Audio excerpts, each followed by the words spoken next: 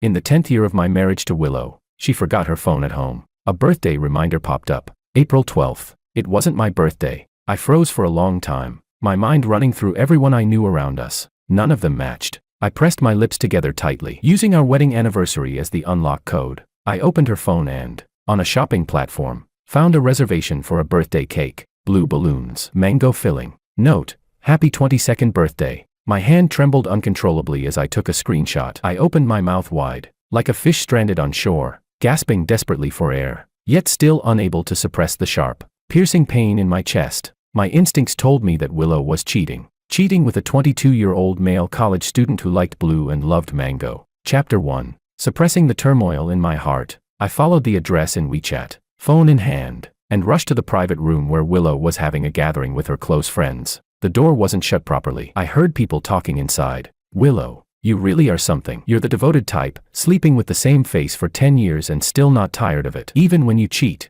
you pick someone who looks like your husband. What's that kid's name again? Makoto. Willow's best friend, and one of the bridesmaids at our wedding, Maria, was sprawled in the arms of a male model, laughing wildly. Another friend, Sophia, my junior from the same academic program, chimed in drunkenly. When are you bringing him out so we can meet him? Let us touch him too. In the center of the room, Willow leaned back against the sofa. Her black spaghetti-strap dress hung loosely at the neckline. Her long legs crossed naturally. She snapped, cut it out, and slammed her wine glass heavily onto the table. Makoto is clean. He's not like you. The room fell silent for a moment. Then Maria's voice sounded again, this time more serious. Willow, are you serious about this? She sat up straight, her gaze heavy. We usually fool around for fun, but don't really cross the line. Don't actually do something that wrongs your husband. You've been married for 10 years, he's never wronged you. Willow lowered her head. When she spoke, her voice was thick with restrained emotion. I know. I love George very much. I can't leave him in this lifetime. But sometimes I can't help thinking, 10 years of marriage, I've touched every inch of his body countless times. Honestly, it's gotten a bit boring.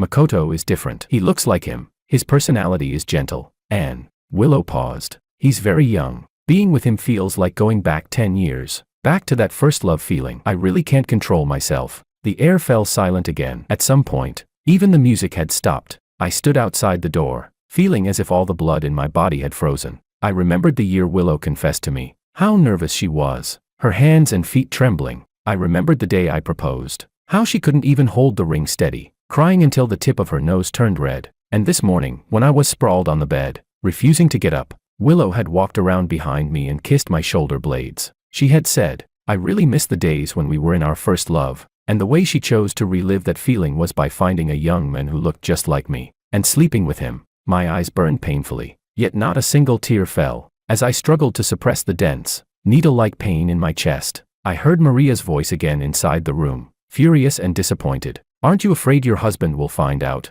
with his personality, if he ever knows the truth? Even if you died right in front of him, he'd never turn back. Willow froze for a moment before replying. Then just never let him find out. Clang. The sound of a heart shattering. I stiffly raised a hand to my cheek. All I felt was a bone-deep chill. Maria kicked the table angrily, grabbed her coat, and stood up. Willow, you're really asking for it, George? Maria pulled the door open and met my bloodshot eyes. She instantly started stammering. On the sofa, Willow's face drained of all color. Chapter 2. When did you get here? Willow stood up nervously, her eyes fixed on my face, afraid she might see something she didn't want to see in my expression. Fortunately, after only a brief pause, I calmly explained, I just got here. You forgot your phone at home. I smiled lightly and walked over to sit beside Willow. What were you all talking about? Mind if I join? The tense atmosphere instantly dissipated. Sophia was the first to smile and greet me. Of course, George. What would you like to eat? I'll have someone bring it right away. Maria also snapped out of her panic and nodded stiffly. Yeah, we weren't talking about anything. Sit down, brother-in-law. My gaze swept over their faces one by one, and a cold wind rose in my chest. When did they start helping Willow lie to me? I didn't know. I only remembered the early days when Willow and I had just started dating. Sophia, my junior from the same academic program, had looked as if her world were collapsing. She had guarded the entrance of the lab and said to Willow with righteous fury, George is my male idol. If you dare treat him badly, and I find out, I'll never let you off. And Maria, the notorious wild socialite in Willow's circle, even she had cried her eyes out at our wedding. Willow, even though you're my best friend since childhood, I still have to warn you, your husband is the best man I've ever met. You must treat him well from now on. That day, dressed in my formal suit, I had felt unshakably confident because of those words. In the blink of an eye, 10 years had passed. Willow cheated in search of the feeling of first love, and they forgot 10 years of friendship. Scrambling to help her cover it up, noticing my distraction, all of them looked at me with concern. George, did someone bully you? Sophia spoke up first. Tell me who it was, I'll bring people and get revenge for you right now. Maria immediately followed, patting her chest. That's right, brother-in-law. If you've been wronged, just say it. You've treated me so well all these years, I'll definitely be on your side. Willow held my hand, her affectionate eyes filled with worry. George, what's wrong with you? I opened my mouth slightly, watching their pupils tremble. Silently, I mouthed a sentence. It's you who ganged up to hurt me. But in the end, I still came back to my senses and said softly, it's nothing. An old injury acting up, my lower back hurts. 5 years ago, on Christmas Eve, Maria had suggested going to the seaside to set off fireworks and dragged everyone out late at night. On the way, we were involved in a car accident. Enduring the pain, I dragged them one by one from the car that was stopped on the highway to the safety barrier. 5 minutes later, the vehicle exploded. Because I was the closest, I was knocked unconscious by the shockwave. Both my legs were broken, and my lower back was left with permanent damage. Every single one of them owed me a life. So when they heard about my back injury, pain flashed across all three of their faces. Willow threw herself into my arms, her voice heavy with sorrow. George, from now on I'll definitely find the best doctors and make you completely better. I leaned against her shoulder, a single tear of release sliding from the corner of my eye. But Willow, there is no from now on for us anymore. Chapter 3. The embrace ended, but Willow was still worried and insisted on dragging me to the hospital. Married for 10 years, she had always kept me at the very center of her heart, let alone an old injury acting up. Even that one time she had a high fever, when I accidentally burned my wrist while cooking for her. Willow, burning at 39 degrees Celsius, still forced herself out of bed and insisted on accompanying me to the hospital to get it dressed. The doctor stared at my wrist, where there wasn't even the slightest mark, for a full 10 minutes before helplessly prescribing a bottle of saline, just to shut Willow's non-stop talking. Thinking back on the past, I unconsciously grabbed Willow's wrist. Her pale fingers touched my skin, but instead of the familiar warmth, there was an unfamiliar unevenness. Almost instinctively, I lifted Willow's sleeve. What is this? I stared at the gardenia tattoo on Willow's wrist, forgetting how to breathe. Gardenias are my favorite flower. Back then, just to pursue me, Willow once had 3 huge truckloads of gardenias delivered to the school in a single day. She wanted the entire faculty and student body to witness her sincerity. On the very first day we got together, she even dragged me to a tattoo parlor, insisting on tattooing a gardenia on her left wrist. Because it was the place closest to the heart, she wanted every future heartbeat to be with me. At 22, I was deeply moved, but I also couldn't bear to see her hurt herself for my sake. So I shook my head desperately and forbade her from getting the tattoo. And now, Willow had secretly gotten the gardenia tattoo behind my back. A flood of complicated emotions surged up. Staring at the gardenia on her wrist, I finally couldn't hold it in anymore and spoke. Didn't I tell you not to get a tattoo for me? My voice carried a suppressed sob. Willow froze for 2 seconds, then turned around and tightly interlaced her fingers with mine, her tone gentle. All right, George, it doesn't hurt. As long as you like it, I'm willing to do anything. I'll go to the restroom first, then I'll take you home. Okay. With that, she let go of me and turned toward the restroom. 10 minutes passed. She didn't come back, so I went to look for her. As I passed by a flower bed, I heard faint noises coming from inside. I walked over to take a look. Willow had her back to me, video chatting with a young man. He looked about 80% like me, with a slightly parted fringe and a style of dress that felt eerily familiar. Miss Lou, I get off work in half an hour. When exactly are you coming to pick me up? The boy complained. I froze. Even his voice sounded similar. Willow Lou replied hoarsely. Probably not today. George came to see me. I have to take him home first. The smile on the boy's face stiffened for a moment, then quickly transformed into a considerate expression that made one's heart ache. Okay, I understand. Makoto bit his lip, his eyes reddening. I even specially went to learn the waltz. Planning to dance with you tonight. Guess we'll have to wait until next time. The waltz.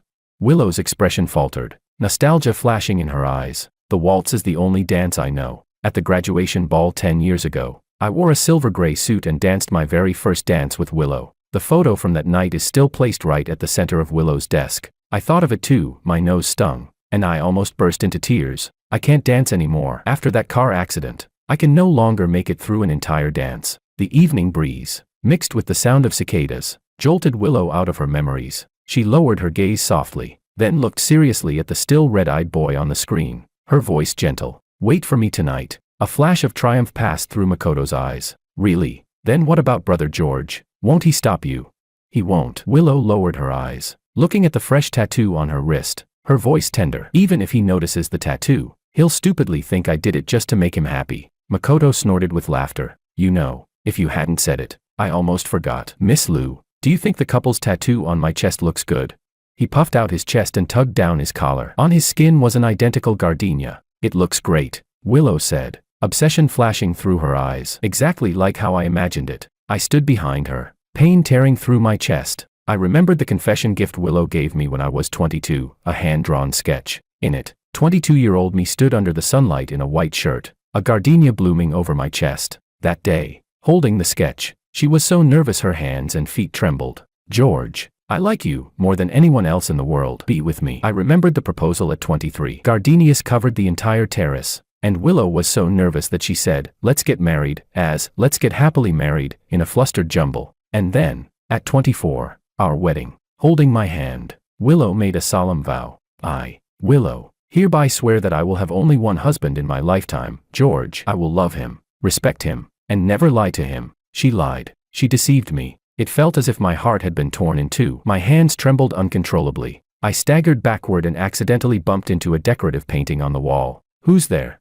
Willow whipped her head around. Chapter 4. When Willow chased after me, the corridor was empty. The only person there was a waiter crouching on the floor, picking up the shards of a broken wine glass. So it was just a waiter. Willow let out a sigh of relief. She deftly deleted the chat history on her phone and returned to the private room as if nothing had happened. When she pushed the door open, I was still sitting where I had been, head lowered, fiddling with my phone. When can the divorce agreement be ready at the earliest? Can I come pick it up tomorrow? I can pay extra. The lawyer replied quickly. Yes, I'll stay up tonight. Mr. Wang just needs to send me the evidence of the wife's infidelity and your demands. Okay. After sending the message, I was about to open my photo gallery when a breath mixed with alcohol brushed against the side of my neck. What are you doing? Willow sat down close to me. Her cold, pale skin was tinged with a flush, her peach blossom eyes shimmering and unfocused. Sorry, George. I just took a call from a business partner and kept you waiting. She casually draped an arm around my waist as she explained. I hummed in response, didn't expose her lie, and slightly turned my body to continue typing.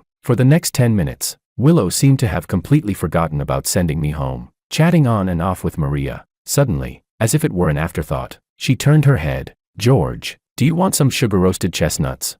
I froze for a moment. Before I could answer, Willow had already put on her coat and walked toward the door. George, I'll go to South City to buy you some sugar-roasted chestnuts. Let Maria send you home first. Maria, take good care of George. Call me when you get him home. She didn't hesitate for a second. Her footsteps were hurried as she left. From the bar to South City and then back home would take 3 hours. I stared at her retreating figure for a long time before a soft chuckle finally escaped my throat. Bitter, yet also relieved, Maria walked up to me, her expression unpleasant. Brother-in-law.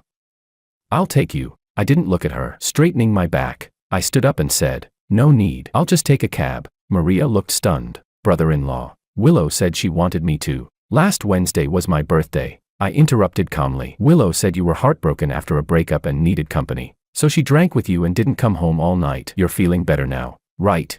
I stared at her, my eyes betraying no emotion. Why yes, much better. Maria stammered for a moment. Thanks to Willow comforting me. Otherwise, I definitely wouldn't have made it through. Sophia had sobered up too and hurriedly echoed her. Yes, yes, we were all together. Willow didn't even want to come at first. Maria and I dragged her out. I tugged at the corner of my mouth and nodded lightly. Last Wednesday, Willow's excuse hadn't been accompanying a friend. It had been working overtime. She said the partner was in North America, and because of the time difference, meetings could only be held at night. Yet the first thing she did after coming home was take a shower. And I had also seen Maria's and Sophia's WeChat updates that day. One was skiing in Switzerland. The other was pulling an all-nighter in a lab. It felt as though my heart was being sliced open bit by bit with a dull knife, the pain making it hard even to breathe. For a moment, I couldn't tell which hurt more, my lover's infidelity, or my friend's betrayal. I lifted my foot and left, my steps unsteady, as if I were walking on cotton. By the time I got home, it was already late. As soon as I walked in, my phone vibrated.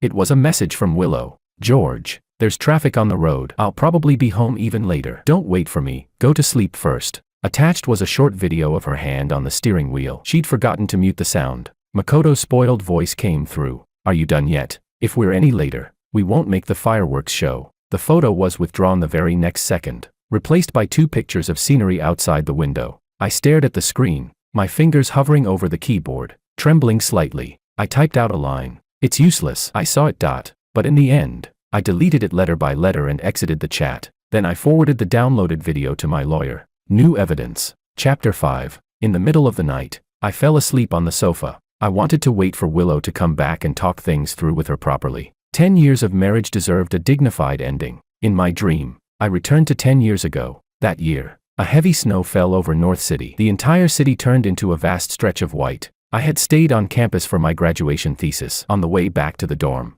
I slipped and fell hard. It was 11 at night. Winter break. There was almost no one left on campus. I couldn't get up, so I sat in the snow and called Willow. She panicked too, comforting me on the phone while rushing back to school as fast as she could. When we finally met, the 2 of us cried in each other's arms like idiots. On the way back to the dorm, Willow supported me, stumbling through the snow step by step, as if she were holding up my entire world. Willow, will you love me for the rest of your life? Watching the snow fall between her brows, I couldn't help asking. Of course, Willow will love George for a lifetime. The snow that day was really heavy, so heavy that even after 10 years, it never melted in my heart. That road was really long too, so long that only today, 10 years later, did I finally find the courage to walk out of it. Tears slid down my tightly furrowed brow, and I was jolted awake by a ringing phone. Hello. I sat up, my voice hoarse. Brother-in-law. Willow's been in a car accident. We're at the hospital right now, come quickly. My grip on the blanket loosened. Still in my pajamas, I rushed into the night. In the hospital corridor, Maria and Sophia stood restlessly by Willow's side. When they saw me, it was as if they'd found a lifeline. Maria rushed over first. Willow's about to go into surgery. She needs a blood transfusion. None of us are compatible. Brother-in-law, you have universal blood, only you can save her. Sophia grabbed my arm and pulled me toward the blood draw room. George, Willow got into the accident on the way to buy you sugar-roasted chestnuts. You can't just stand by and do nothing. The needle pierced my vein. Blood flowed out steadily. 1 bag, 2 bags, 3 bags. I started trembling. My face turned frighteningly pale. The world spun before my eyes. The nurse didn't stop. Sophia comforted me. George, hang in there a little longer. Willow bought you sugar-roasted chestnuts. Once the blood draw is done, I'll bring them to you. I nodded and let the nurse draw the 6th bag. 5 minutes later, the needle was pulled out, and I couldn't hold on any longer. I passed out, half asleep, half awake. I heard people arguing. Willow, are you out of your mind? It was clearly Makoto who needed the blood transfusion. You actually bribed the doctor and lied to us, letting brother-in-law donate 6 bags of blood for him. Are you even human? It was Maria's voice. Willow sounded hoarse. You think I wanted this? Makoto was in the car accident with me. I couldn't just watch him die. As for George, I'll make it up to him. Maria ground her teeth. Just keep messing around. When George finds out the truth one day and divorces you, let's see what you'll do then. Willow suddenly tightened her grip on my hand. I could feel her trembling. Maria noticed too. She collapsed onto the sofa, clutching her head, her voice filled with an indescribable exhaustion. Willow, what do you even like about that man? My hand clenched under the blanket. My breathing went ragged. The air was so heavy it felt like it could drip. The only sound left was the heartbeat of the people in the hospital room. After a long while, I finally heard Willow's confused voice. I don't know either. Maria let out a cold laugh. So you just don't love George anymore? No. Willow denied it firmly. I love him. I love him so much. I would even die for him. But, she paused. A shadow flickered through her eyes. Sometimes, when I wake up in the middle of the night and see him lying next to me, wearing the same pajamas he's had for 2 years, his hair always smelling like the same shampoo, always getting up at 6, panicking if the alarm doesn't go off even once, I feel like he's changed. He wasn't like this before. He used to be independent, confident, always giving people a sense of freshness. He even had romance. He danced the waltz with me. Do you remember that graduation ball? When George and I danced together, you and Sophia were so jealous your eyes almost turned green. It was as if the world had been put on pause. It was so quiet I could hear my own breathing. Maria spoke hoarsely. But he can't dance anymore because he saved your life. Willow's whole body jolted. She lowered her head and fell silent. The door opened and closed. Soon, only one person's heartbeat remained in the room. I slowly opened my eyes, like a wooden puppet that had lost its soul. So this was the reason Willow cheated. Because I wore the same pajamas for 2 years. Because I used the same shampoo. Because I could no longer dance after saving her. Hey, I suddenly laughed. The harder I laughed, the more violently the tears poured out. Willow had forgotten. I didn't change my pajamas because she was the one who picked them out for me. I used the same shampoo because she had said countless times that she liked the smell. And I stopped dancing because every time I danced, my waist would ache unbearably. And I couldn't stop remembering the feeling of both my legs being broken. Before my eyes, it felt like the heavy snow from 10 years ago appeared again. The snow had stopped. Chapter 6. The next morning, I was awakened by the smell of sugar-roasted chestnuts. Willow sat on the sofa, her slender fingers peeling chestnuts one by one. Her expression was so focused it looked as if she were attending some international conference. "Your injuries healed that quickly?" I asked knowingly. Her body stiffened for a moment, then she looked up anxiously, concern filling her eyes. "George, you're finally awake. Do you feel uncomfortable anywhere? How could you be so foolish, donating blood for me? What if something had happened to you?"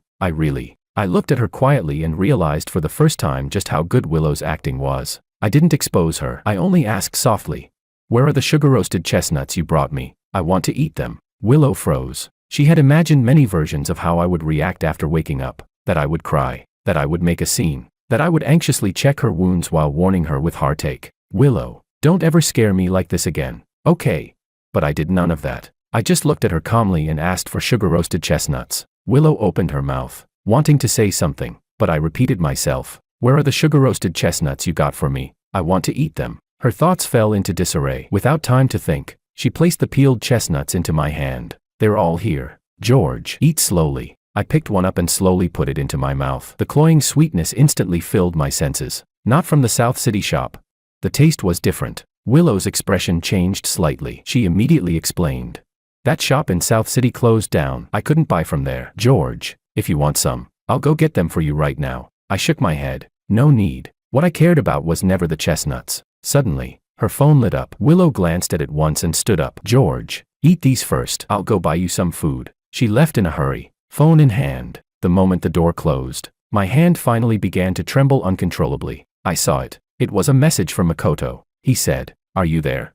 Just those two words, and Willow abandoned me. Clutching the chestnuts, I quietly followed her. Willow walked into the ward next door. Through the crack in the door, I saw Willow holding Makoto in her arms, coaxing him gently. I saw Makoto with bandages wrapped around his head, leaning into her embrace, calling her name. "Willow, Willow, I don't want to stay in the hospital anymore. Will you come watch the sunrise with me?"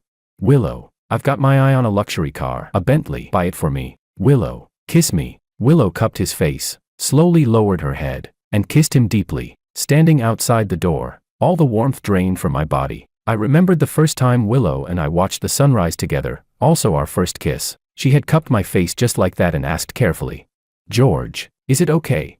I nodded, blushing, and she stood on tiptoe to kiss me. At the moment our lips met, we both believed we would grow old together. I remembered our wedding, the part where the bride and groom kissed. Willow wrapped her arms around my neck, kissing me through tears. "George, I'm so happy I could die." She didn't know that I was just as happy enough to die. Then suddenly, I noticed the food bag by Makoto's hospital bed. Sugar-roasted chestnuts from that South City shop. The first time we ate them, Willow and I were 23. Willow had made a bet with me. "George, our love will definitely last 10 times longer than this shop." Not wanting to jinx the store, I snorted and said, "What if it's a century-old shop? Even if we're together for a lifetime, we still wouldn't beat it. Then if I lose, I'll agree to one thing unconditionally." 22-year-old me didn't think much of it. Smiling, I held out my hand. "Deal." Pinky swear. Pinky swear.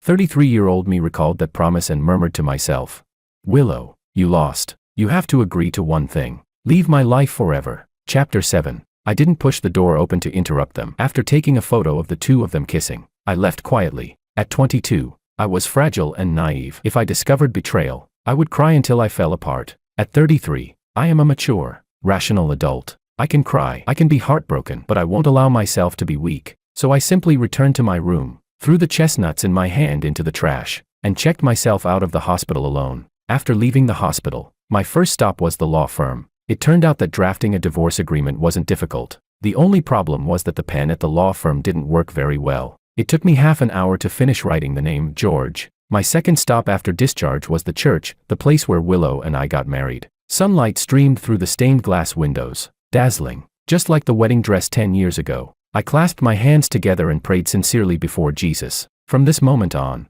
George and Willow will never walk the same path again. The third stop was the riverbank, where Willow had proposed to me. On the photo wall of the terrace, our wedding photo was still hanging at the very top. I dragged over a chair, stepped up, and tore the photo down. The fragments fell into the water and were swept away by the river in less than 3 seconds. I took out my phone and hung up Willow's 38th call. WeChat had long since exploded. Messages of concern from Maria and Sophia had piled up to more than 100. They were all asking where I had gone, why I wasn't replying, whether I knew that Willow, despite her injuries not being healed yet, was insisting on leaving the hospital to look for me. I replied with only one message. I asked Maria, "Is Willow really seriously injured?"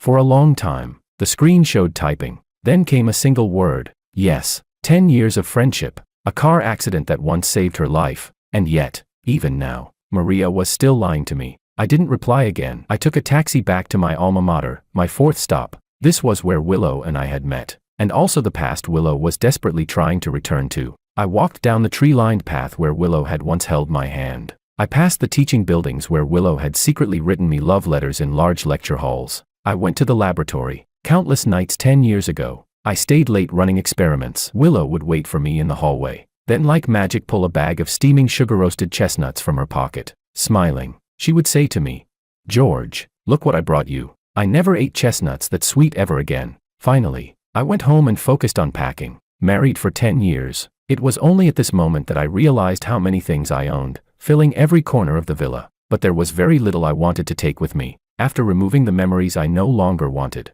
I couldn't even fill a single suitcase. Pushing the not-so-heavy suitcase, I took one last look back at this home. It was over. These 10 years between Willow and me. Chapter 8. In the hospital, Maria stared at the message from George on her phone, her expression flickering with uncertainty. What did he mean by sending that? Did George already know? If he knew, then Willow and he. Countless thoughts raced through her mind. Uneasy, Maria tightened her grip on the phone and turned, running toward Willow's ward. She had to have a serious talk with Willow. George was a good man. She couldn't let her keep making the same mistake. 7th floor, VIP ward. Before she even stepped inside, Maria heard a man's spoiled, coaxing voice coming from next door. Following the sound, she saw Makoto in a hospital gown, excitedly hooking his arm around Willow's, his voice sweet and soft. "Willow, really? You're taking me to Switzerland to ski next week?" His eyes widened, his face full of disbelief. "But didn't you say earlier that next week you were going to Switzerland with brother George for your wedding anniversary? The plane tickets are already booked. If I go, won't that be kind of awkward?" Seeing his mixture of surprise and delight, Willow smiled. She reached out to ruffle his hair, though a brief moment of distraction flashed through her eyes. That look of joy, he looked even more like George. George was always like this too, no matter what gift she gave him. Even if it was just a fallen leaf she'd picked up off the ground, his eyes would light up with surprise as he told her, "Willow, you're so good to me." And every time she saw the smile overflowing in his eyes, Willow would wish she could give him the very best the world had to offer. Thinking of this, she couldn't help but dial George's number again. "The number you have dialed is not in the service area. Please try again later." Willow frowned, unease creeping in. Why couldn't she get through again? In 10 years of marriage, George had never failed to answer her calls. Even when he was showering, he would keep his phone within arm's reach, afraid of missing a call from Willow, because he knew, if she couldn't find him, she would truly panic. The gloom in her eyes slowly thickened. Willow clenched her phone, about to press the call button again. Suddenly, a pair of hands wrapped around her waist. Makoto pouted and hugged her tightly, acting spoiled. "Willow, why are you ignoring me?"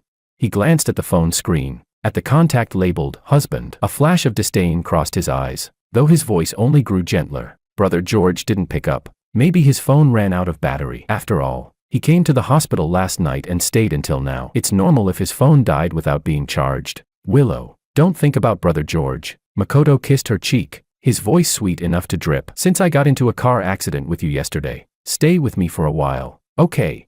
Willow paused, recalling his bloodless face when he'd been rushed into the hospital the night before. In the end, she let out a soft sigh and put her phone away. All right, what he said made sense. George was a grown man, he couldn't just disappear, right?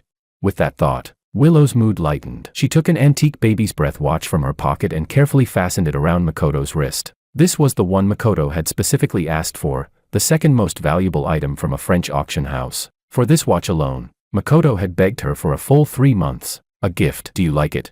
Makoto pulled out a mirror, his eyes widening in delight. "Oh my God, it's beautiful." "Willow, why are you so good to me?" I feel like I'm the happiest man in the world." The familiar words made the smile that had just risen on Willow's face freeze. George had said the same thing 10 years ago, in that heavy snow that blanketed the entire city. He had leaned against her, his warm breath brushing her ear. "Willow, do you know, at this moment, I feel like I'm the happiest man in the world." "Willow," Makoto waved his hand in front of her, pulling her back to reality. "What are you thinking about? Do I look good wearing it?"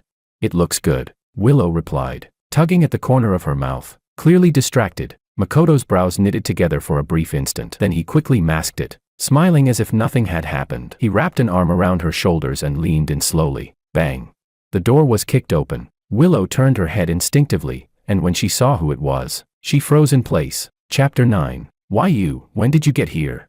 Willow's breathing faltered for a split second. She instinctively pushed Makoto away from her. Maria stormed in, her face filled with fury, and grabbed Willow by the collar. "Willow, have you lost your mind? George's ward is right next door. You brought this man here. Aren't you afraid George will find out and divorce you?" She was panting heavily, thinking of the question George had asked her over the phone. Her heart felt as if it were being sliced open. No wonder he asked me that. Willow shoved her away violently, her pupils trembling as she pressed. "Asked you what? What did George ask you? Say it." Makoto bit his lip and cut in unwillingly. "Willow, is this your friend? I've never seen her before." "Shut up," Willow snapped, then turned and stared hard at Maria. "What exactly did George ask you? Hurry up and tell me." Maria let out a cold laugh and was about to speak when her peripheral vision accidentally caught sight of the diamond watch on Makoto's wrist. Her face instantly turned ashen. "This watch, did you give it to him?" Maria asked coldly. Willow frowned, impatience creeping into her voice. "So what if I did? I'm asking you about George. Why are you bringing up the watch?" Makoto puffed out his chest proudly. "Willow specially bid for it in France for me. Doesn't it look good?"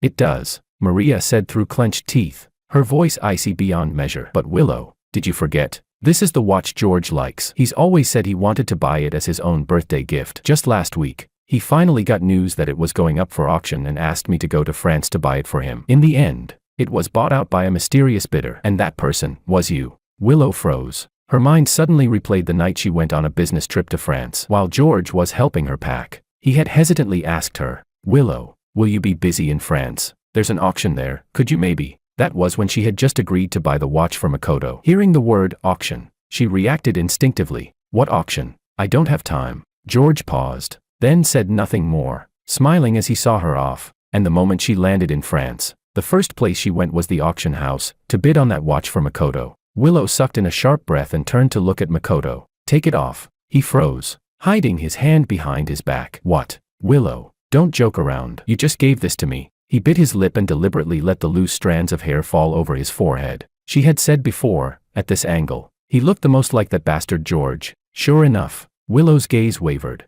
drawn to his movement. Sensing her distraction, a flash of triumph crossed Makoto's eyes. Just as the corner of his mouth was about to curl up, he heard the woman's voice, cold as ice. "Take it off. This belongs to George." Makoto stiffened. He wanted to say something more, but when he met the bone-chilling look in her eyes, his body shuddered involuntarily. Left with no choice, he reluctantly removed the watch and handed it to Maria, unwilling and resentful. "Here, take it back." Maria let out a sharp scoff and was about to take it when her gaze suddenly fixed on Makoto's carelessly loosened collar. Beneath the half-open neckline, a white flower petal faintly peeked out. Almost without thinking, Maria yanked open Makoto's collar. "What are you doing?" Makoto screamed, ducking behind Willow. "Willow, look at her, she's bullying me."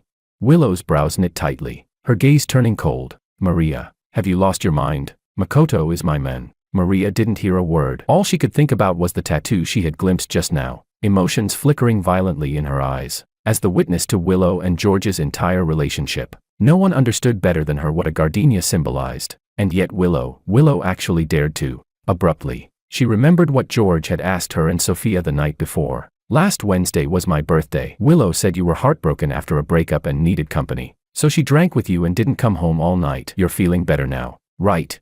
At the time, she hadn't thought much of it. Her mind had been filled with how to cover for Willow. After all, Willow was her best friend since childhood, so she had only replied, "Much better. Thanks to Willow comforting me, otherwise I definitely wouldn't have gotten through it." George hadn't said anything more. He'd smiled and then turned to leave. Now that she thought about it, his eyes had seemed red when he left. Had he already known something back then? Maria sucked in a sharp breath and shifted her gaze to Willow's face, her lips trembling. "Willow. Brother-in-law seems to know that you." She didn't get to finish. Makoto suddenly cried out in pain, clutching his abdomen as his body shook violently. Willow. My stomach hurt so badly. Did my wound split open again? Willow didn't have time to think. She immediately supported him onto the bed and pressed the call button. Whatever you have to say can wait. This is a matter of life and death. You go out first. Maria froze, looking at Makoto's clumsy acting. Rage surged up inside her. Willow, can't you tell? He's obviously pretending. It hurts. Willow, am I going to die? Makoto interrupted again, crystal clear tears spilling down his face. For a fleeting moment, Willow thought she saw George from 5 years ago. When he had been rushed to the hospital, he had lain on the bed just like this, tears pouring uncontrollably as he kept repeating, "It hurts. It hurts so much." The two similar faces seemed to overlap in that instant. Willow's eyes reddened abruptly. Doctors and nurses arrived quickly, crowding in and pushing Maria out of the ward. Unwilling, she craned her neck and shouted, trying to pull Willow's attention back. What she got in return was Willow's impatient roar. "Maria, this is about saving a life. Have you had enough? If you still consider me your best friend, then get out and stop interfering with the doctors saving Makoto." Bang. The ward door slammed shut. Maria stared at the door that had almost hit her in the face, emotions churning in her eyes before finally sinking into a thick, inky darkness. She regretted it. She shouldn't have lied to George for the sake of friendship. From now on, she would no longer take part in any of Willow's relationships. Whether George had found out, whether he would leave, she wouldn't tell Willow another word. Maria took a deep breath, cast one last glance at Willow busy caring for Makoto inside the ward, then turned and strode away without looking back. Chapter 10. On the other side of the world, I bought a ticket for the very last flight of the day and went abroad. Beneath the pristine white snow-capped mountains of Switzerland, I dialed my advisor's number. "Professor. I'm in Switzerland. Do you still want me?" Standing on a foreign street with my suitcase, my voice trembled. 10 years ago, in order to be with Willow, I had turned down my advisor's project invitation and stubbornly stayed in the country to get married. My advisor spoke with frustration and disappointment. "George, among all the students I've taught, you're the most gifted. If you give up your future for marriage, can you really be sure you won't regret it one day?" Back then, I was young and believed true love could overcome anything. So in the face of his advice, I answered with absolute confidence, "Professor, I definitely won't regret it. But now, I regret it." Last Wednesday night, when Willow missed my birthday, I saw a recruitment post from my advisor on WeChat Moments. Their new project had received support from the Swiss government and was officially based in Switzerland. They urgently needed a group of interns with research experience. As if possessed, I saved that recruitment post. After confirming Willow's affair, I dug out that image, followed the phone number and address on it, and booked a flight to Switzerland. 10 years ago, let alone applying as a lab intern, even interviewing for a project leader role wouldn't have scared me. I was good enough. But now, just making this phone call had my hands and feet shaking with nerves. "Professor, although I haven't continued formal research these past 10 years, I've never stopped studying. I carefully read the project you posted on WeChat Moments and wrote several drafts of my own understanding. I know that after so many years away from research, my grasp of many things won't be as strong as others, but I'm willing to learn." My lips were dry. Every word felt like it took all the strength in my body. "Professor, could you give me a chance to interview?" The breathing on the other end grew heavier, followed by what sounded like a long sigh. "Tonight at 7, Ross Restaurant. Bring what you've prepared. Let's meet." My eyes widened, tears shimmering as I spoke excitedly. "Thank you, Professor. I won't be late." After hanging up, my mood finally eased. I took a taxi to the hotel I'd booked in advance and settled in. Meanwhile, back at the hospital in my home country, Makoto had finished his full-body examination and was lying exhausted on the bed, fast asleep. He had made a huge fuss that day, constantly claiming he was in pain. The doctors checked him several times and still found nothing serious. With no other choice, Willow transferred him to another hospital and had him undergo a more thorough examination. The results would be out the next day. By the time she remembered to check her phone, it was already midnight. George still hadn't replied. Staring at the chat window, usually full of messages but now eerily quiet, Willow finally belatedly sensed that something was wrong. She subconsciously sent a message. "George, what are you doing? I miss you." There was a 7-hour time difference between Switzerland and home. Here, it was 5 in the afternoon. I was busy organizing materials for the evening meeting. My phone casually tossed onto the sofa. 10 minutes passed with no reply. Willow frowned, unease creeping in. Asleep. She curled her fingers, hesitated for a moment, then pressed the call button. The ringtone echoed through the hotel room. I frowned, saw Willow's name on the screen, and immediately hung up. I didn't have time to get tangled up with her now. Why did he hang up? Didn't wake up properly? Willow stared at her phone in disbelief. yet instinctively thought maybe he was just sleeping too deeply to bother checking it. After all, he had donated 6 bags of blood yesterday. It was understandable if he slept more heavily. Comforting herself, Willow slipped the phone back into her pocket and walked back to sit on the sofa. The next second, she sprang to her feet, grabbed her keys, and rushed out the door, driving straight home. Chapter 11. Willow returned home. Different from the usual warmth, the very first thing she felt upon stepping inside was cold. Too cold. As if George hadn't come back at all. The thought suddenly popped into her mind. She shook her head and laughed it off. How could that be? George loved her so much. 10 years of marriage, no matter how late she stayed out drinking or socializing. Even if it was 3 in the morning, the living room light was always on when she came home. As if someone were forever waiting for her. Today, the light was off. Willow's gaze dimmed. She deliberately raised her voice. George? Honey, I'm home. She went upstairs, her footsteps thudding loudly against the wooden floor.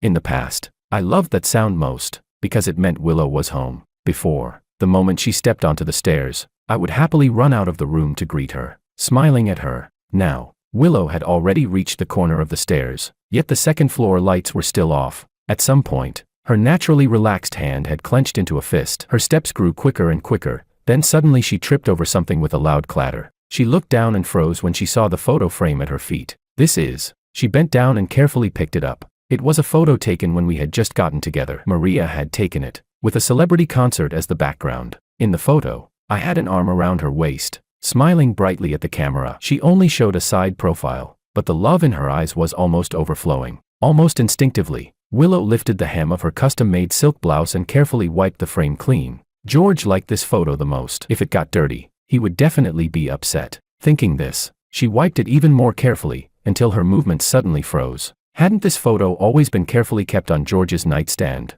Why was it lying on the stairs? As if it had been thrown away. Trash. The word startled Willow badly. She let out a few dry laughs, as if that could dispel the unease rising in her chest. How could it be trash? How was that possible?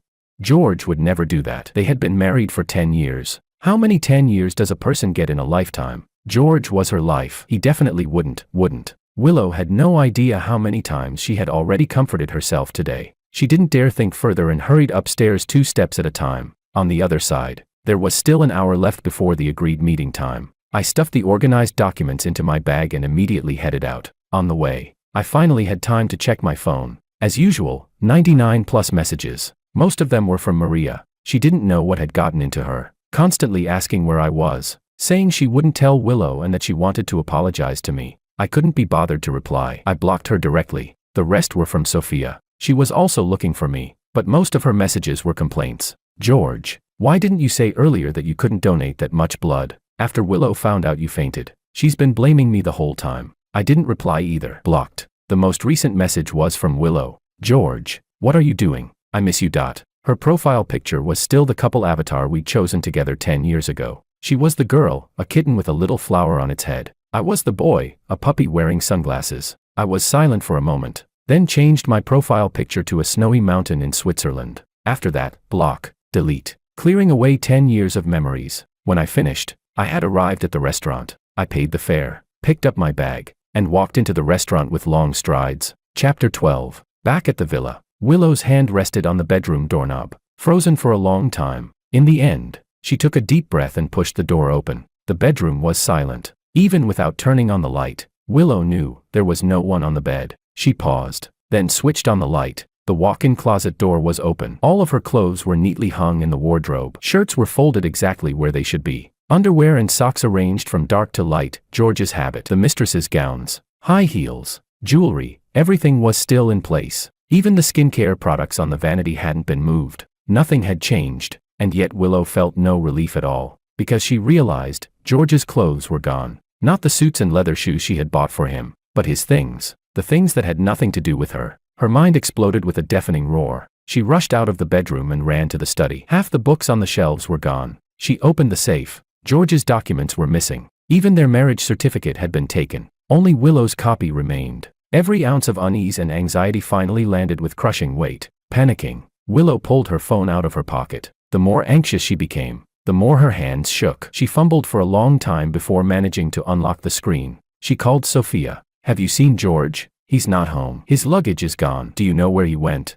What? He hasn't replied to you either. Sophia sprang up on the other end of the line, disbelief in her voice. I thought George was just ignoring me because I dragged him to donate blood. So, beep. Willow hung up and immediately called Maria. Have you seen George? He's not home. Do you know where he went? He's gone, Maria said hoarsely. Ever since returning from the hospital that afternoon, Maria had been replaying everything that had happened from last night to now. The more she thought about it, the more certain she became. George knew. He knew everything. Willow's affair. How she and Sophia had helped cover it up. The blood donation. He knew it all. Staring at the glaring red exclamation mark on her phone screen, Maria's breathing tightened. She lifted the glass beside her and downed it in one gulp. On the other end of the call, Willow's pupils shrank abruptly. What do you mean, gone? Willow said, forcing a dry laugh, her mouth feeling like it was full of stones. Maria, stop joking. I don't like this joke. Besides, where could he go? His parents don't want him. He doesn't have many friends other than me. Where else could he go?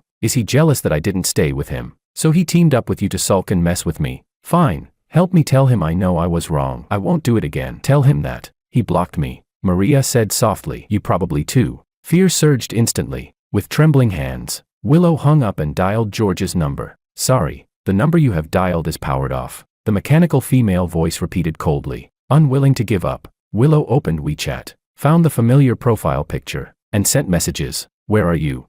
Why aren't you answering your phone?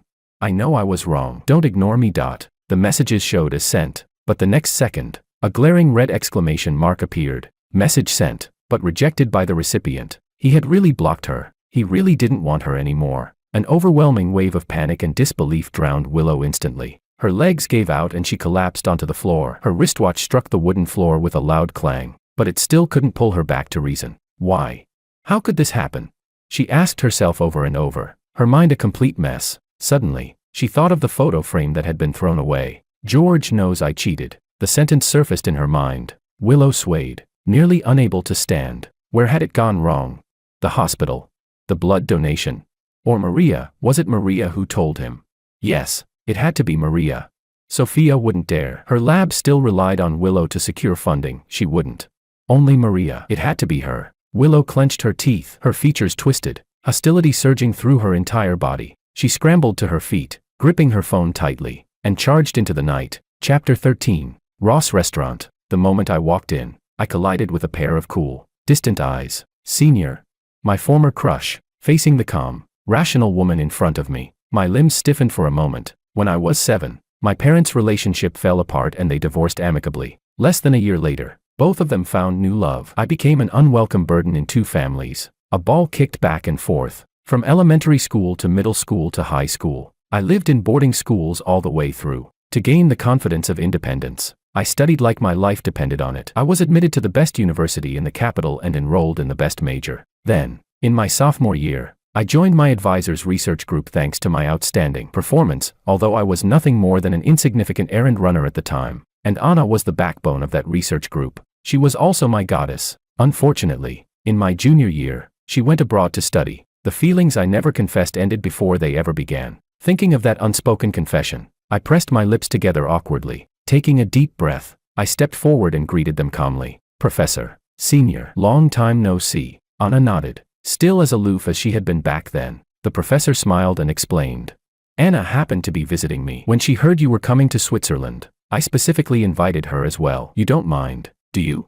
I shook my head. Of course not. I haven't seen Anna in a long time either. The last time I heard she'd returned to the country was 10 years ago. It was only after marrying Willow that I found out Anna had come back once and stayed at the university for 3 days. It seemed she was waiting for someone, but in the end, she didn't manage to wait and hurriedly went abroad again. Anna recalled that incident too. Her gaze deepened slightly. That's good. I was worried you'd feel awkward. Come, sit. The professor quickly motioned. I glanced around. The seat beside the professor had a bag on it. Only the seat next to Anna was empty. After all, she was someone I had once secretly admired. Sitting down, I felt a bit uneasy, but the professor was in high spirits and began reminiscing about our days doing research together. I still remember when George first joined our research group. He didn't understand anything and followed Anna around every day, asking this and that. Sometimes he got so absorbed he even forgot to eat dinner, the professor said while ordering dishes, smiling nostalgically. Back then, I thought this young man would definitely amount to something in the future. What a pity. She didn't continue. I lowered my eyes, the corner of my mouth tinged with bitterness. Before coming,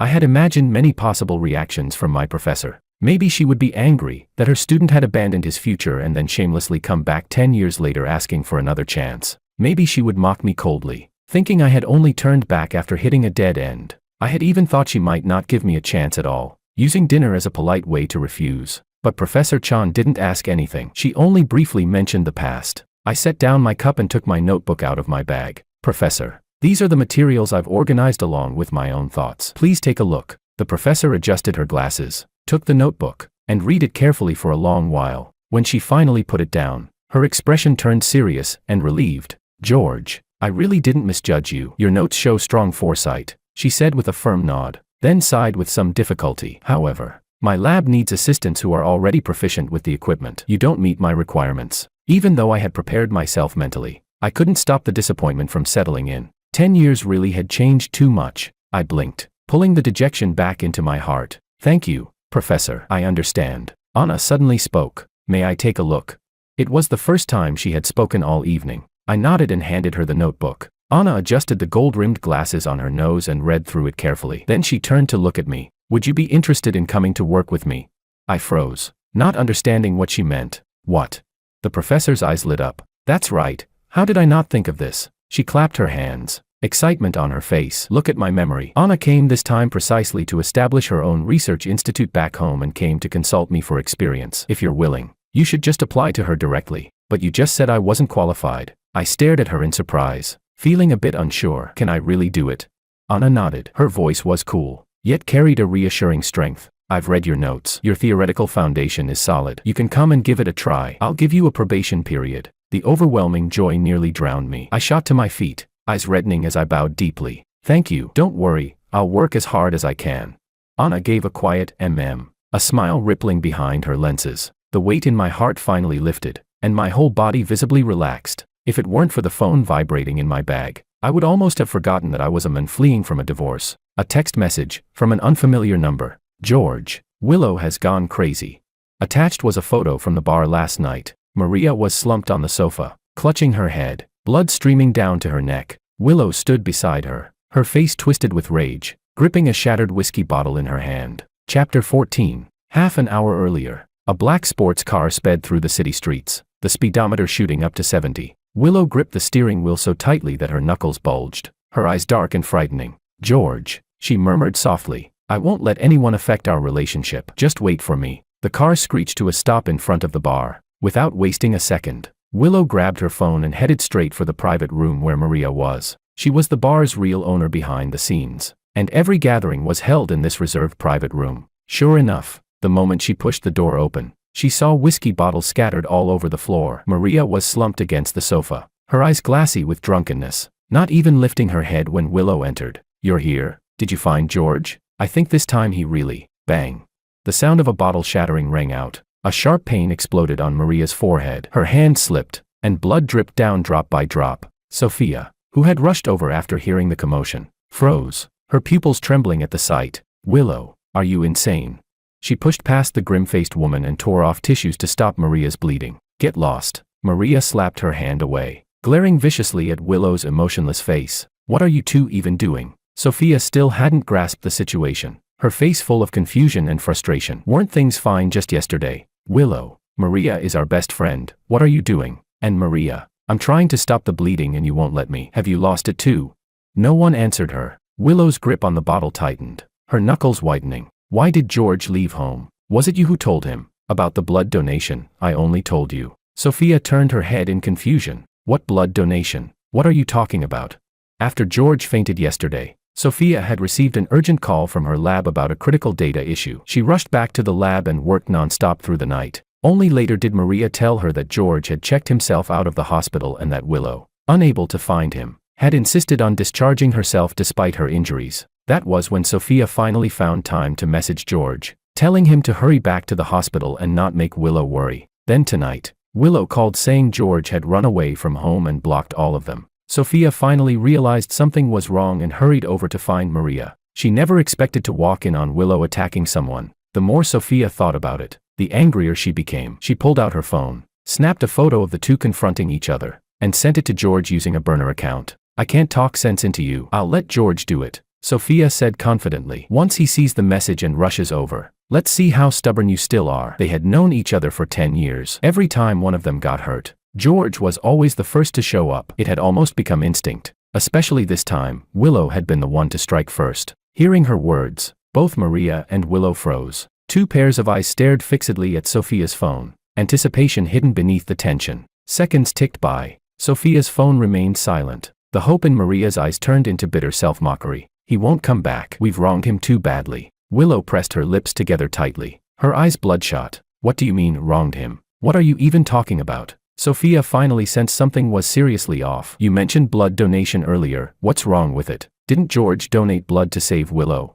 Heh, Maria let out a cold laugh. Didn't Willow tell you? She bribed the doctor and lied to us. The one who needed the blood wasn't her, it was the men she was cheating with. Maria lowered her hand, revealing the gruesome wound on her forehead. She even arranged for that man to be in the ward next to George's, enjoying the best of both worlds. Isn't that right, Miss Lou? Sophia turned to Willow in disbelief. Is what she said true? Willow stayed silent, an admission. The air froze for 2 seconds. Sophia clenched her fist and slapped Willow hard across the face. George treats you so well, and this is how you repay him. Do you know that last night he thought you were injured, and let the nurses draw a full 6 bags of blood? 6 bags. Do you know what that means? Any more than that and he would have died. Willow's lip bruised, her voice hoarse. I thought it would be fine. She had only found out later, George loved her so much that he didn't even care about his own life. She had already regretted it deeply, thinking that once Makoto was settled, she would take 2 full months off to properly accompany George and take care of him. Sophia was shaking with rage and was about to strike her again when her phone vibrated. A new message popped up. Almost instantly, all 3 of them rushed toward the phone. They opened the message. It was a short line. Help me tell Willow, the divorce agreement is on the living room table. Don't forget to sign it. Chapter 15. After sending the message, I put my phone away and continued enjoying my dinner. Back home, Willow and the other 2 were struck as if by lightning, their bodies turning ice cold. Willow's heart nearly stopped. She stood there dumbfounded for a long time before forcing out a sentence. George wants to divorce me. Her head felt numb and swollen. Her fingers trembled uncontrollably. And finally, everything went black as she collapsed. When she woke up again, it was already the next day. What greeted her eyes was a stark white ceiling, her nose filled with the smell of disinfectant. Where is this? She murmured, still not fully conscious. Makoto, his hair carefully styled, looked at her with a face full of relief and excitement when he saw her awake. Willow, you scared me to death. The doctor said you were overstimulated, and your injuries from the car accident haven't fully healed yet, which is why you fainted. You need to rest well. I'll stay with you the whole time. Where are Maria and Sophia? Willow asked. Makoto curled his lips. Oh, them. They left after sending you to the hospital. Said they were going to help you pick something up. No idea what could be so important. As he spoke, his eyes shifted, and he began subtly planting seeds of doubt. Willow, you've been unconscious all night, and brother George still hasn't come. Nothing happened to him, right? Makoto probed. Willow's body stiffened as last night's memories surged back. He's not coming back, Willow said softly, a bitter curve forming at the corner of her lips. He doesn't want me anymore. What? Makoto covered his mouth. The delight in his eyes was impossible to hide, though his words sounded falsely sympathetic. How could brother George do that? No wonder he didn't come even though you were unconscious all night. That's really too much. But Willow, don't be angry. You still have me. I'll stay by your side forever, just like George did. Makoto's voice was gentle, and he was almost smiling. He had finally waited for this day. He reached out to grab Willow's hand, but before he could touch her, he was shoved away forcefully. Willow sat up abruptly, disgust written all over her face. Get out. Willow. What did you say? Makoto's smile froze. Willow spoke coldly. I won't say it a second time. Get lost. Makoto's expression darkened. He was about to act spoiled again when the ward door was kicked open with a bang. Maria and Sophia walked in one after the other, each carrying a bulging briefcase. You're awake, Maria said. Stitches crossed her forehead, her face exhausted. The way she looked at Willow held not a trace of warmth. The truth you wanted, I brought it. She tossed the briefcase onto the bed. Willow opened it and saw that it was full of photos of all sizes. There were phone screenshots, her scheduled reminder for Makoto's birthday. There were screenshots from the hallway surveillance. George standing outside the private room with a bag in his hand, his expression unclear. There were also photos from the terrace. The camera only captured Willow's back. Sophia reached out, about to pull that photo away. This one doesn't seem useful. You don't need to look at it. No. Willow interrupted hoarsely. This one is very useful. That day, I was video chatting with Makoto on the terrace. George saw it. The shadow accidentally caught in the lower left corner was exactly the same as the hem of the coat George had been wearing that day. Everything connected. His awkwardness, his probing questions, and that day in the hospital, when he woke up and looked at her, silent, not arguing, not making a scene. So he had known the truth that early on, only she had smugly believed she was hiding it perfectly. Those clumsy excuses, how much pain must George have felt listening to them? Willow didn't dare to think about it. Her grip tightened so hard she almost tore the photos apart. And there's this too, you should take a look. Sophia opened another file bag. Chapter 16. This time, it wasn't photos. It was several screenshots of bank transfer records and WeChat chat histories. A powerful sense of foreboding drove Willow to flip through them rapidly. There were 3 large transfers in total, all made within the past 2 days. The first transfer was to someone named Duzitting. The account with a blue balloon avatar instructed him, "Remember to crash toward the driver's seat. Whether I can take his place tonight depends on you." The recipient of the second transfer looked familiar. Makoto reminded him, "Make my injury sound more serious, preferably life-threatening. That way Willow will feel sorry for me." The third transfer was from the night before last, after George had fallen unconscious. Makoto was practically giddy as he sent the message. "Find a way to get Willow to arrange that idiot into a ward on the same floor as me. I refuse to believe he still won't realize his wife is cheating after that." Willow stood frozen in place. In a flash, she recalled the moment of the car accident. Makoto had moved without hesitation, stepping over the passenger seat to block her. At the time, she had felt deeply moved. Now that she thought about it, it was as if he had known all along. He had even unbuckled his seatbelt in advance. And then there was the ward arrangement. The doctor had casually murmured beside her ear, "Mr. Ito's injuries are quite serious. There's a risk of internal bleeding at any time. If Miss Lu can't manage, it's best to arrange the wards closer together." And she really hadn't thought much of it at all. She had arranged for George to stay right next to Makoto, separated by only one wall. While George lay unconscious from donating blood, she was in the neighboring ward, coaxing Makoto to sleep. Willow's heart felt as if it were being carved open again and again by a dull blade. She suddenly looked up. Her bloodshot eyes locked onto the trembling Makoto as she flung the transfer records straight at his face. Her voice was forced out through clenched teeth, carrying a bone-chilling disbelief. "You bastard, how dare you?" Makoto's face turned deathly pale the moment he saw the records. His eyes darted wildly, his lips trembling. Willow, I can explain. I just loved you too much. I only wanted to get your attention." "Bullshit." Willow exploded in rage. She grabbed him by the throat and slammed him hard against the wall. "Makoto, didn't I warn you never to let this get in front of George? You'd better pray that George can forgive me. Otherwise, just for deliberately orchestrating a car accident, I can make you rot in prison for the rest of your life." Makoto's face turned purple. His pupils began to lose focus from lack of oxygen. Like a dying fish. "Let go," he struggled, reaching desperately toward Maria and Sophia. "Save me." Sophia turned her gaze away coldly, lowering her head to type on her phone. Maria stood with her hands in her pockets. Only when Makoto started rolling his eyes did she speak, her voice icy. "That's enough. Don't actually kill him." Willow clenched her teeth, her grip tightening even more. Makoto completely broke down. He knew Willow really would kill him. In his panic, he kicked the bedside table. The vase fell and shattered with a sharp crack, drawing the attention of the nurses outside. "What are you doing?" a nurse cried out, rushing in to save him. Willow finally released her grip. She looked down at Makoto, who was sobbing uncontrollably with snot and tears streaming down his face. Her voice was low, carrying a terrifying calm. "I won't let you die. Didn't you use money to bribe doctors and take 6 bags of blood from George? I'll have a doctor issue a diagnosis of mental instability for you. From now on, you'll stay here and donate blood every day. You won't stop until you've paid it all back." No, Miss Lu, I know I was wrong. Please let me go." Makoto dropped to his knees, clutching Willow's pant leg and begging. When that didn't work, he tore open his shirt, exposing his pale chest. "Miss Lu, you said you loved me. You said you liked that I was young and daring. I even got a tattoo for you. Forgive me this once. I'll never compete with Brother George for your affection again. Please." Willow Lu lowered her gaze, as if only now remembering something. A bloodthirsty glint flashed through her eyes. She grabbed Makoto by the hair and dragged him into the bathroom like a dead dog, locking the door behind them.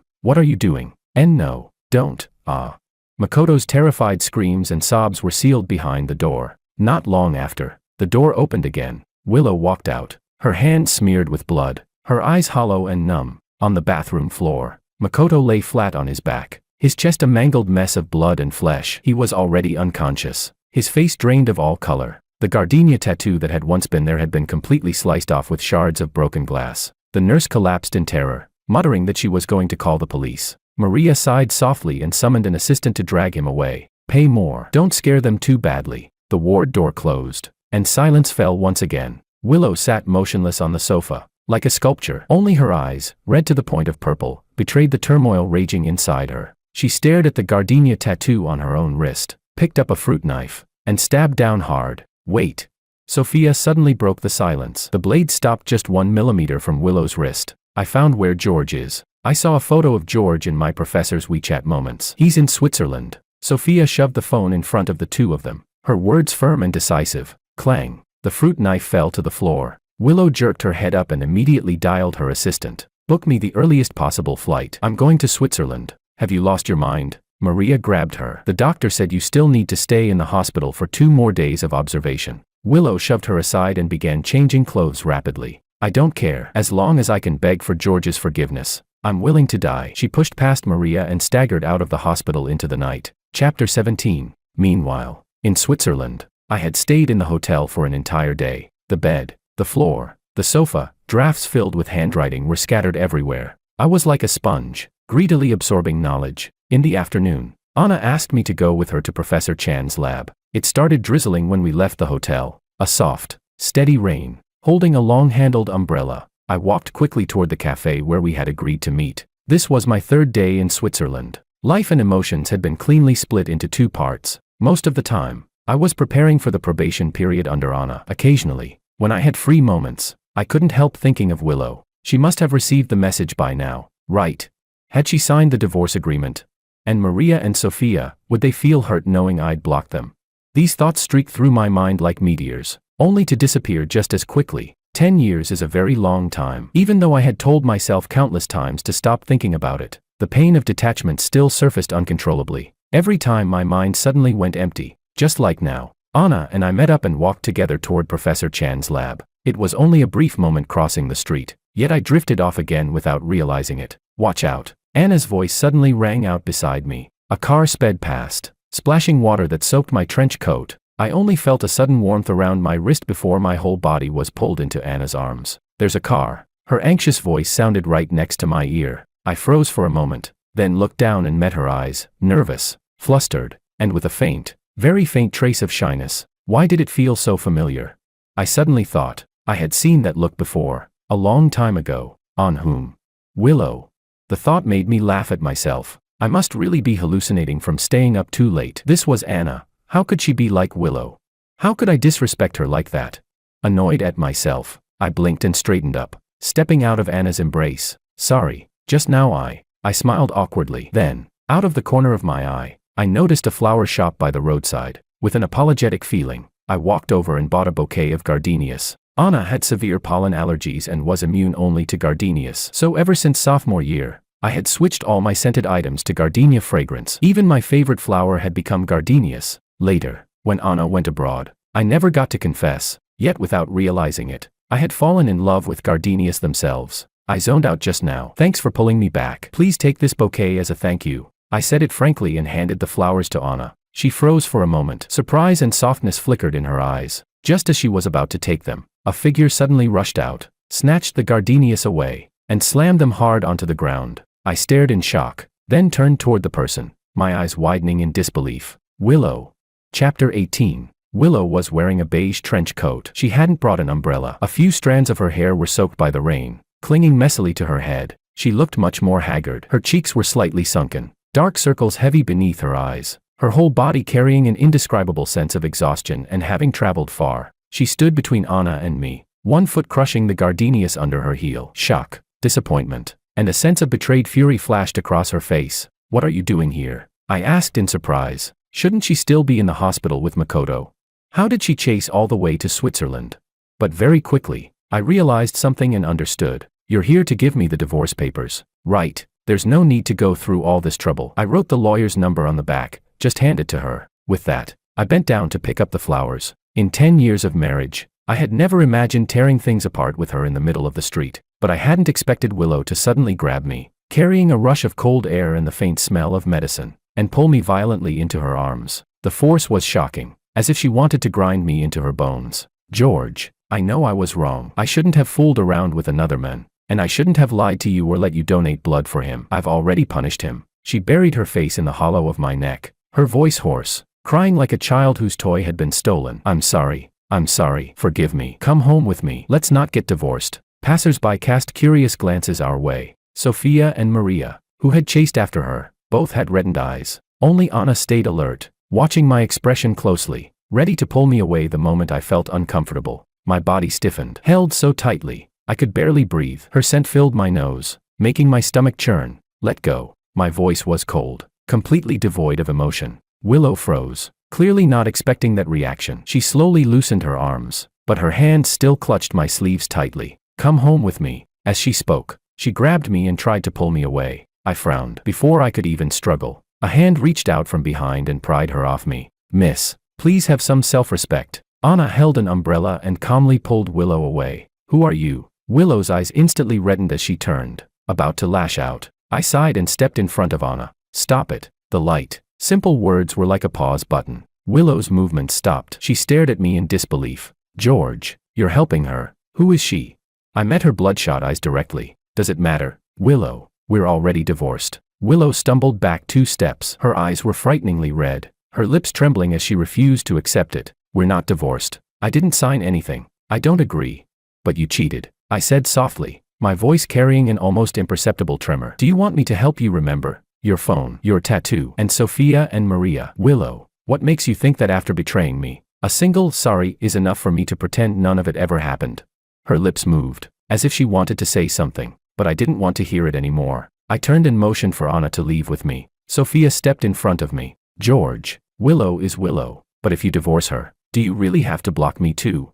Maria took 2 steps forward, clearly thinking the same. George, for the sake of the 10 years we've known each other, could you? I paused, my gaze sweeping over Sophia and Maria one by one. Then I let out a short, mocking laugh. No. Chapter 19. Ignoring the way their faces drained of color, I quietly studied each of them. Sophia's nearsightedness had gotten worse. She used to wear thick, clumsy black-framed glasses, skinny and bookish, always trailing behind me, asking questions with eyes full of admiration. George, how did you get this parameter? George, how do you use the new equipment? George, can I join your research group too? I want to improve together with you. I liked her eagerness to learn. I taught her experiments step by step, brought her into my research group, and even added her name when I published SCI papers. I thought we would be friends for life. Maria had grown more mature. She now wore the formal clothes she once hated most. The diamond-studded Patek Philippe Starry Sky watch she used to wear had been replaced 3 years ago with a low-key, restrained Lang. I still remembered the first time I met her, Maria in a bright red dress, sitting among a group of men, arms around left and right, looking at everyone like a social butterfly. Now, she had changed too. And then there was Willow. Only now did I realize she had changed the most. Her eyes had changed. They were deeper, sharper, as if always shrouded in mist. Suddenly, an image of Willow's eyes from 10 years ago flashed before me, clear to the bottom. 10 years really is that long. Long enough to grind sincerity into sand, until it becomes worthless. I sighed and stepped away. Willow was still frozen in place. When she saw me leave, she immediately reached out and grabbed my hand tightly. George, her voice was hoarse to the point of fright. Don't go. You like sugar-roasted chestnuts from South City. I'll buy that entire shop right now. You think I work too much and don't have time for you. I'll move my office into the house. You want to travel, Switzerland, Western Europe, Tanzania, wherever you want to go. I'll go with you. As long as. Her eyes were bloodshot, on the verge of tears. As long as you don't abandon me. I placed my hand over hers, applied a little force, and firmly, without hesitation, pulled my hand free. Then I walked away with long strides. Even when I reached the next street corner, I could still feel the pain-filled, unwilling gaze burning into my back. Sorry you had to witness that. Walking side by side with Anna, I apologized. It's fine. Anna shook her head indifferently and turned slightly to shield me from the wind and rain. So that was Willow. Your taste seems a bit questionable. I froze, then laughed out loud. Yeah, very questionable. I sighed softly, my eyes reddening without realizing it. But back when we were together, she really was good to me. I like flowers, so she filled the courtyard of our villa with them. I like sugar-roasted chestnuts from that shop in South City, so no matter the wind or rain, she bought them for me every day. When I was sick and had no appetite, she panicked, canceled an international meeting worth hundreds of millions, and rushed home to make sweet and sour pork ribs for me. And Sophia's lab, it was also invested in by her, and named after me. I smiled as I reminisced, tears falling in large drops, the cold indifference I had forced shattering completely. I asked Anna, Do you know what's the funniest part? What is it? The men she cheated with looks 80% like me. She even cheated because she loved me. Don't you think that's ridiculous? I laughed, my smile exaggerated, with not a trace of mirth in my eyes. Anna stopped walking. After hesitating for a moment, she placed her hand gently on my head. I froze. Anna stood on tiptoe slightly and softly rubbed my hair, speaking with quiet tenderness. One last time. Cry for her. My eyelashes trembled. One last time. Chapter 20. In the days that followed, Willow seemed to return to who she had been 10 years ago. She began pursuing me with the same fervor as back then. The first time, she held a huge bouquet of gardenias still in bud, waiting downstairs at my hotel. When I walked out, my gaze swept over her and the white flowers in her arms. My expression didn't change at all. I hailed a cab and left straight away. Willow chased after it, but all she saw was the car's exhaust. She stood there holding the flowers, frozen in place. The 8th time, she somehow got hold of the key to my room. While I was out, she turned my simple hotel room into a fairy tale castle. Flowers, balloons, and a red velvet jewelry box. Inside lay an antique watch, more luxurious and more beautiful than the one she had given Makoto. I pushed the door open, paused for a second, then without hesitation packed my things and booked another hotel. Willow tried to explain. I swept her with a cold glance and spat out a few words. There won't be a next time. The 11th time, she brought Maria and Sophia with her and played my favorite piece, The Blue Danube,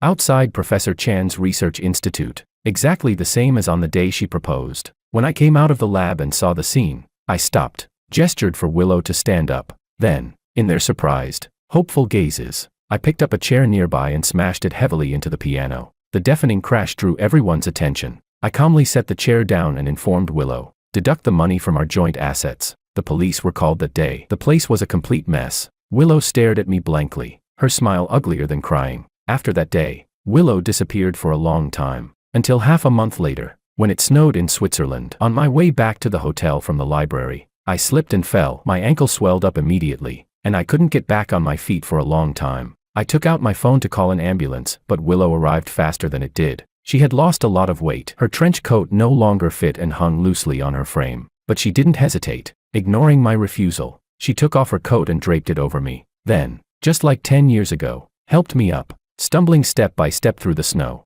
Swiss snow was countless times heavier than the snow back in City A. The streets were unnervingly quiet. I leaned against Willow, from struggling at first, to anger and shouting abuse, to finally going completely still, as if someone had pressed the power off button. Snowflakes gradually settled on both our heads. Neither Willow nor I spoke, quietly sharing the stillness of the moment. When we were almost at the hotel, I suddenly spoke. Willow, stop clinging to me. Willow's steps faltered, but she didn't say anything. And Maria and Sophia, don't let them message me in the middle of the night anymore. It drains my battery. Willow took a deep breath and kept walking. Let's get divorced. Don't let the last bit of good memories we have turn into mud as well. I looked at the snow falling from the sky, my voice so soft it was almost inaudible. Willow choked, and scorching tears dripped onto the back of my hand. Okay, when we finish walking this stretch of road, we'll get divorced. It was over. This snowfall that had lasted 10 years. Chapter 21. Willow returned to the country. Maria and Sophia left with her. Willow passed along my words, and after that, they never bothered me again. Only occasionally, through other people's WeChat posts, would I catch glimpses of their lives. I knew Maria and Willow had fallen out completely. After a night of drinking, Maria got drunk and said she hadn't married all these years because she had been waiting for Willow and me to divorce. She just hadn't expected that when the divorce finally happened, she and I wouldn't even be friends anymore. I heard that Willow's eyes turned red on the spot, and the two of them got into a violent fight at the bar. They were detained by the police for 7 days. As for Sophia, her lab shut down. Willow held a grudge against her for the blood donation incident and withdrew her investment. Without funding, Sophia managed to hold on for half a year before declaring bankruptcy. She now works as an administrative lecturer at a university. Willow became a full-blown workaholic. Every day, she was either working or on her way to work. All the money she earned, aside from necessary expenses, was transferred into my account. She called it compensation. There was also a new, widely known unspoken rule at the Liu Group. Miss Liu is allergic to men. No male employee is allowed to approach Willow within half a step, otherwise, immediate dismissal. My interview passed as well. I officially joined Anna's research institute. Life at the institute was dull but fulfilling, with the professor dropping by from time to time. To my surprise, I found myself even happier than I had been back in university. When we worked overtime, Anna would often invite me to dinner. After it happened enough times, People in the group started joking that we were a perfect match. Every time it came up, I would awkwardly cut them off, afraid Anna might hear. Anna herself didn't react much, either she found it boring, or she tacitly accepted it. A colleague once whispered to me that he had seen it many times. Anna standing behind me, staring at my back, lost in thought. Days flowed by like water. 3 years later, our research finally bore fruit. At the press conference, I spoke on behalf of the Institute, with an even more composed Anna seated beside me. In the audience, Willow, Maria, and Sophia were all there, scattered in 3 different corners. Standing on stage, dazzling flashes went off one after another, blinding me until I couldn't see anything clearly. The only thing I could see clearly was this: my life had already stepped onto an entirely new path. Goodbye, 22-year-old George.